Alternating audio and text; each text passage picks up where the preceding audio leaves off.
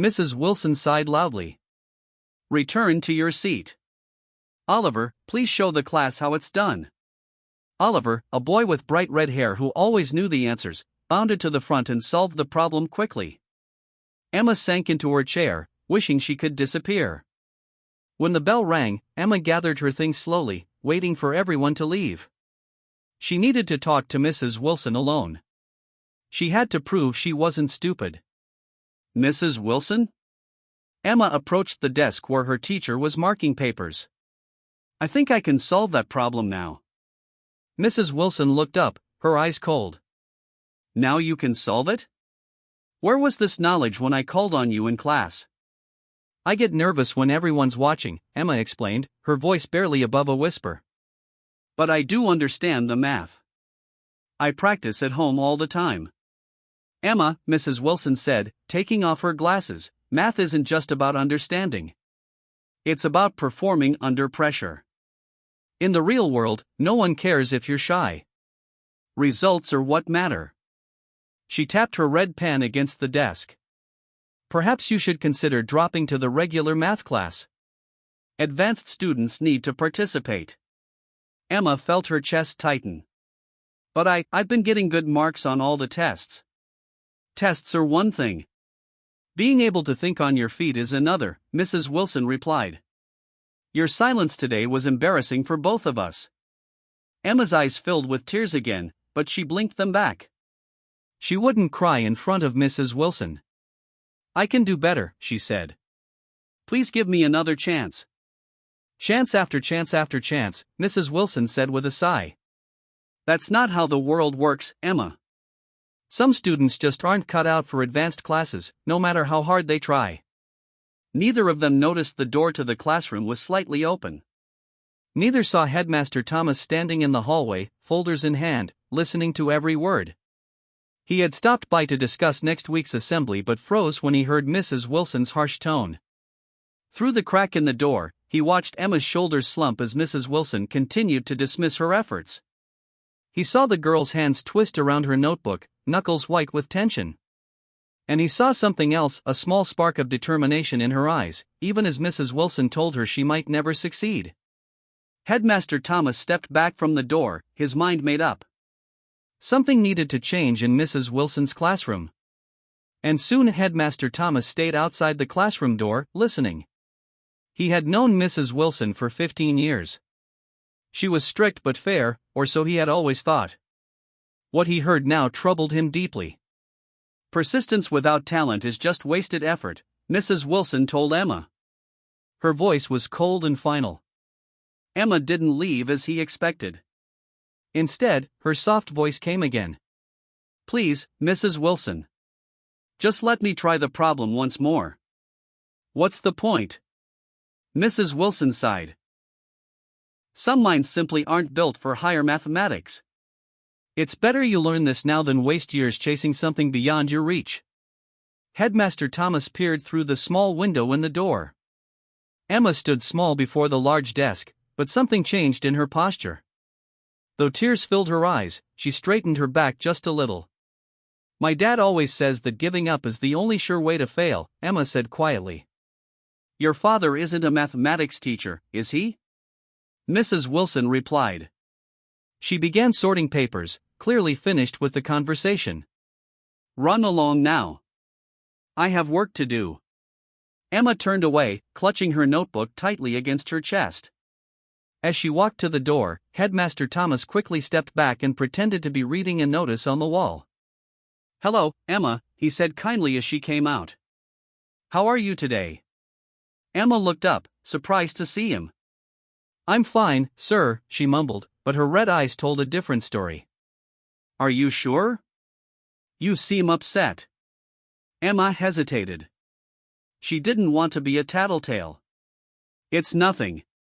Just, math is hard sometimes. Yes, it can be, he agreed. But that's what teachers are for, isn't it? To help make hard things clearer? Emma looked down at her shoes. I guess so. Well, don't give up, Headmaster Thomas said gently. Sometimes the people who struggle the most end up understanding things the deepest. A tiny smile appeared on Emma's face. "Thank you, sir." As Emma walked away, Headmaster Thomas frowned. He had planned to speak with Mrs. Wilson about next week's assembly, but now he had a much more important matter to discuss.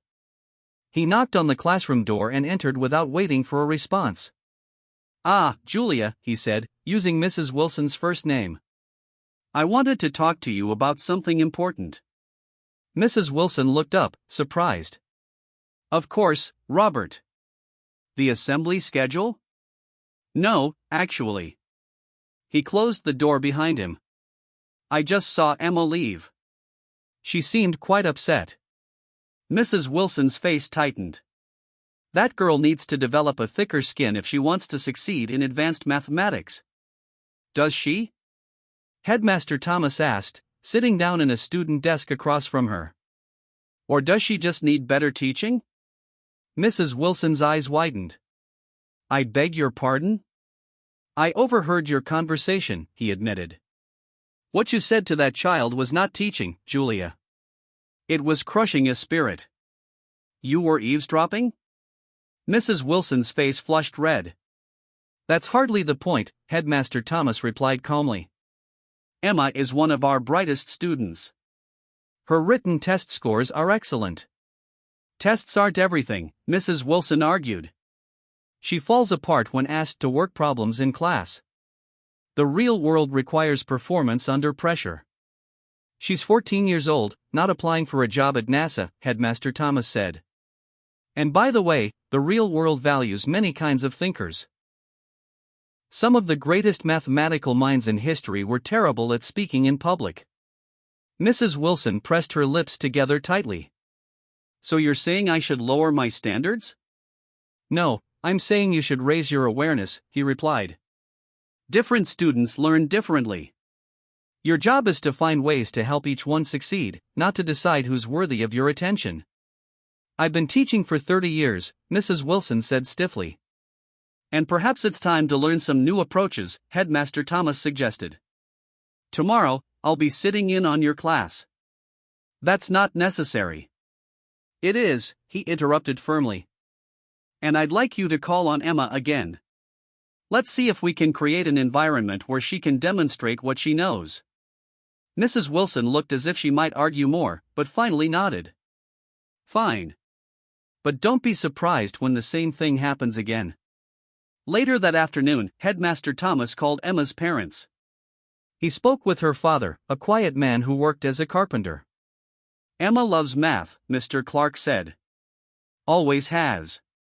But lately she's been asking to switch classes." "I think I understand why," Headmaster Thomas replied. "Mr. Clark, I wonder if you could help Emma practice something tonight?" The next morning, Emma walked to school with dread in her stomach. She had stayed up late, working through problem after problem with her dad watching. He had timed her, made her explain steps out loud, even had her younger brother watch to create pressure. "You know this stuff, Emma," her dad had said. "The numbers don't change just because people are watching." Now, as she approached the school gates, she wasn't so sure. Her stomach felt tight and her hands were already sweating. But she remembered the warm smile Headmaster Thomas had given her yesterday, and somehow that made her steps a little lighter. Emma walked into math class with her heart pounding. She took her usual seat at the back, trying to be invisible. Other students chatted around her, but she kept her eyes down, focused on her notebook where she had practiced problems until late last night. When the bell rang, everyone quieted down. Then the door opened, and Mrs. Wilson walked in. But she wasn't alone. Headmaster Thomas followed her into the classroom. "Good morning, class," the headmaster said with a warm smile. "I hope you don't mind if I observe today. I like to visit classrooms now and then to see the wonderful learning happening in our school." Emma noticed how Mrs. Wilson's smile seemed forced. The teacher's back was stiff as she walked to the board and began writing equations. "Today we'll continue with our work on quadratic equations," Mrs. Wilson announced.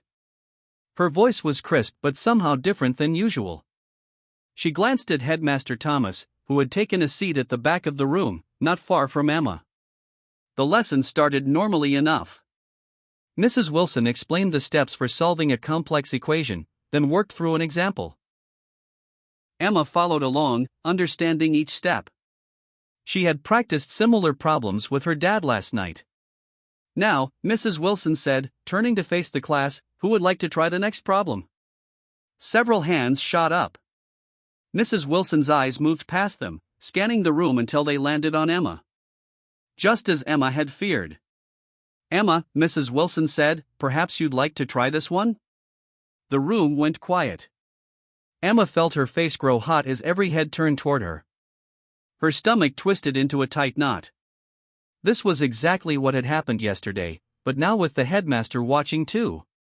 Emma gripped her pencil tightly. She wanted to say no, to sink into her chair and disappear. But then she felt something, a gentle presence beside her. Headmaster Thomas had moved to a closer seat and gave her an encouraging nod. "It's okay, Emma," he said quietly. "Just do your best." Emma took a deep breath and stood up.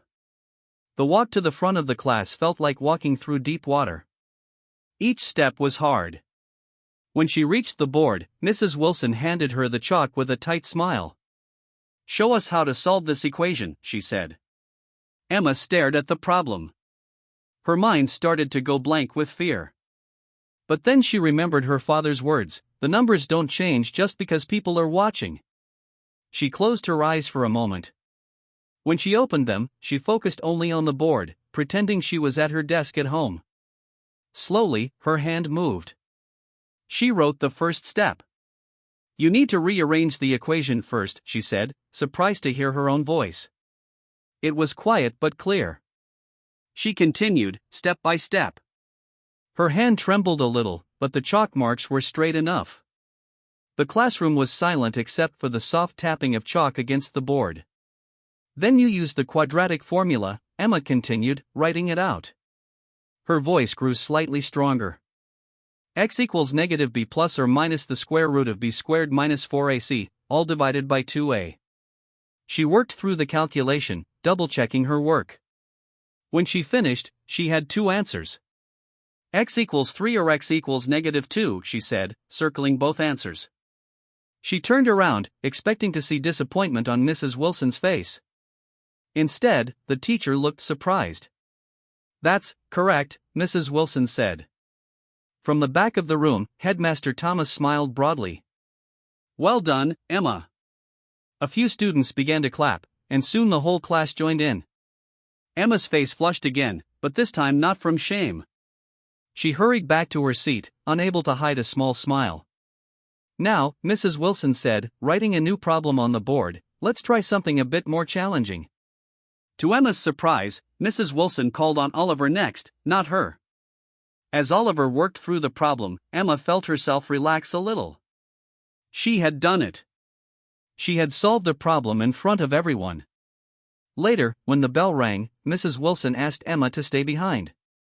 Emma felt her old fear return. Was Mrs. Wilson angry that she had succeeded? "Emma," Mrs. Wilson said when the other students had left, "I owe you an apology." Emma blinked in surprise. She had never heard Mrs. Wilson apologize to anyone. "I didn't give you a fair chance," the teacher continued. "You clearly understand the material very well." "Thank you," Emma whispered, hardly believing what she was hearing. Headmaster Thomas, who had remained in the room, stepped forward. "Emma, would you be willing to explain how you prepared for today? I think Mrs. Wilson might find it helpful." Emma looked between them, suddenly understanding. This had been planned. The headmaster had arranged this to show Mrs. Wilson that she could do the work.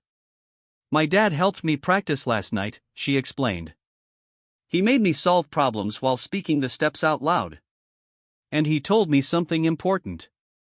She took a deep breath. "He said the numbers don't change just because people are watching." Mrs. Wilson nodded slowly. "That's quite insightful." "Indeed it is," Headmaster Thomas agreed. "Perhaps there's something we can all learn from that approach." As Emma left the classroom, she felt lighter than she had in months. For the first time since starting advanced math, she felt like she belonged there. The next day, Emma walked into math class feeling different. A small seed of confidence had been planted. She still sat in her usual spot at the back, but she didn't hunch down in her seat like before. When Mrs. Wilson entered the room, Emma even managed to meet her eyes briefly. "Good morning, class," Mrs. Wilson said. Her voice sounded the same as always, but something about her seemed changed. "Before we begin, I'd like to try something new." The students looked at each other in surprise. Mrs. Wilson never tried new things. She had taught the same way for years.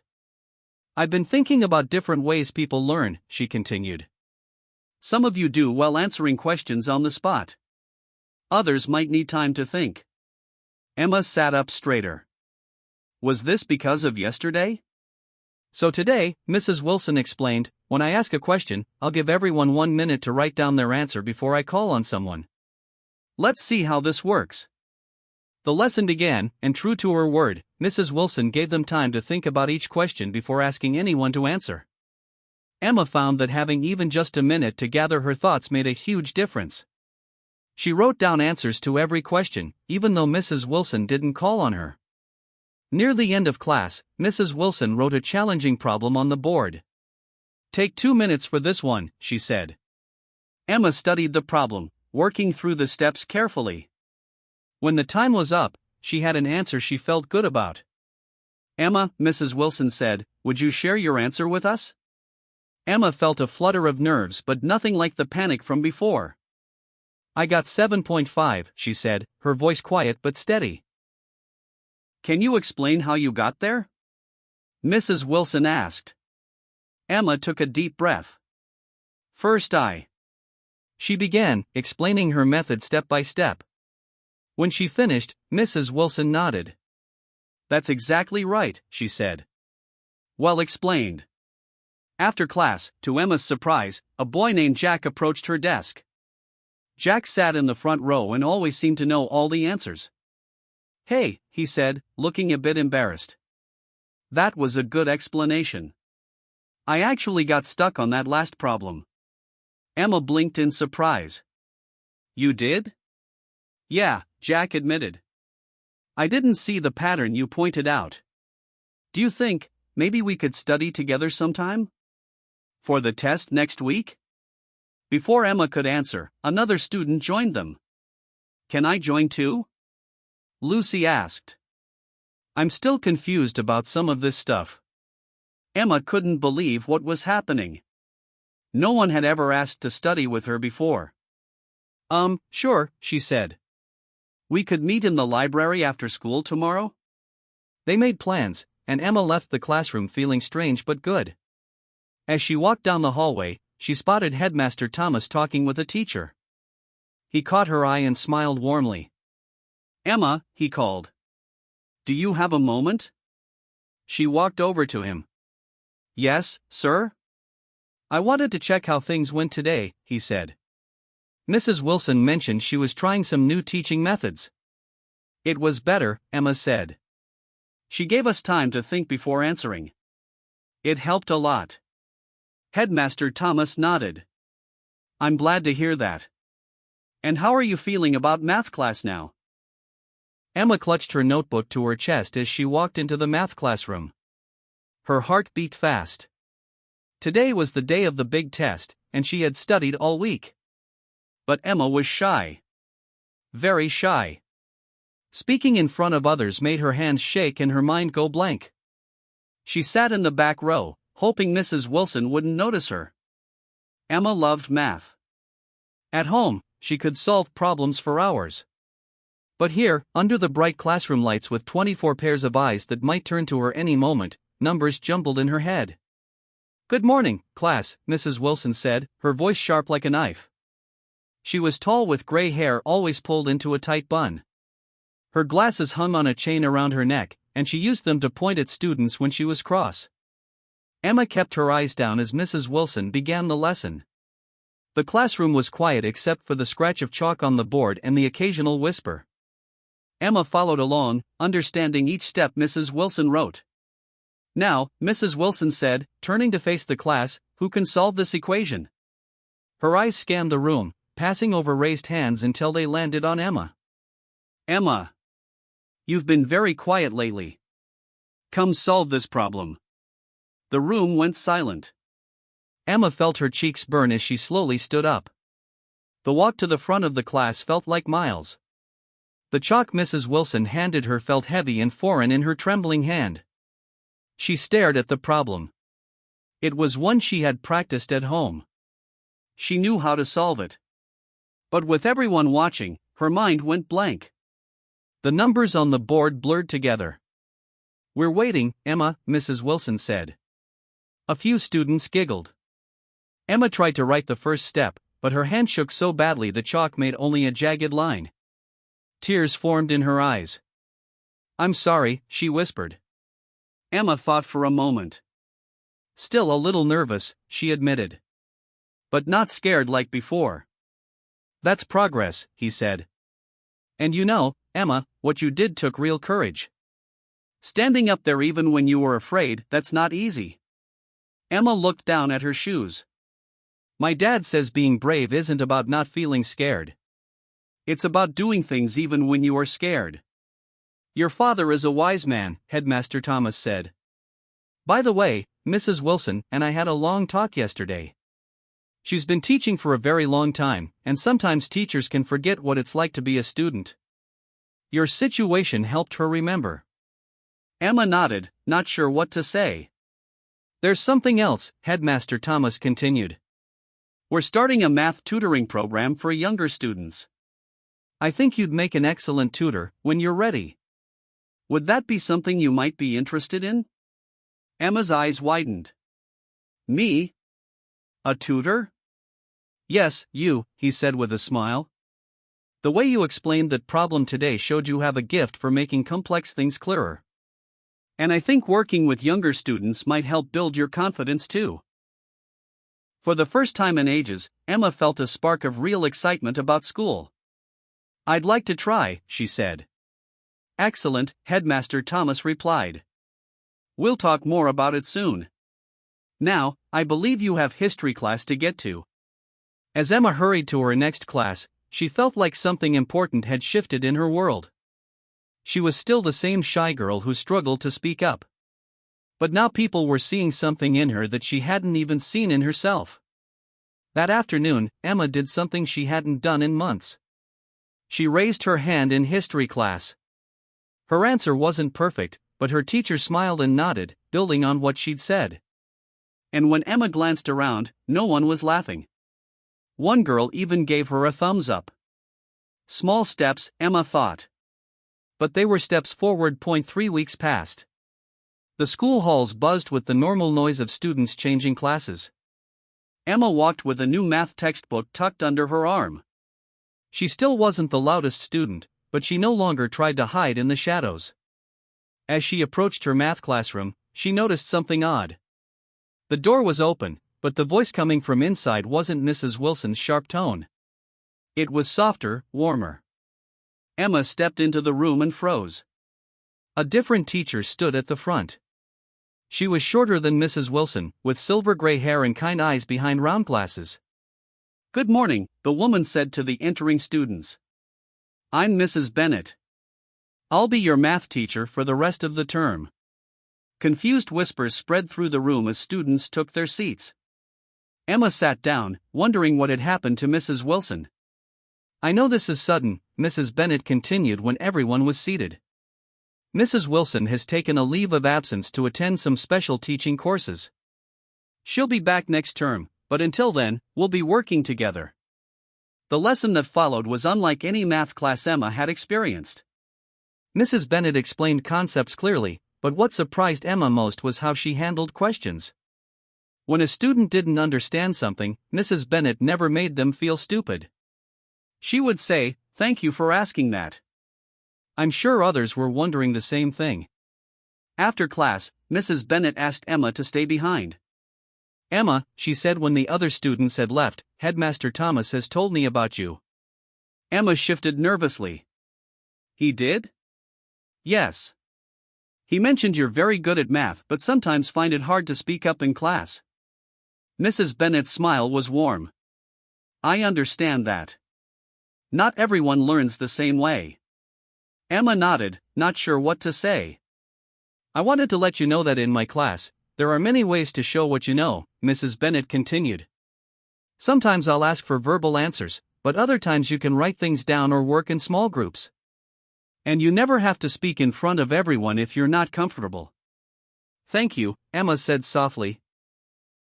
And Headmaster Thomas also mentioned you might be interested in tutoring younger students? Yes, Emma replied. I've been thinking about it. Wonderful. I run the tutoring program.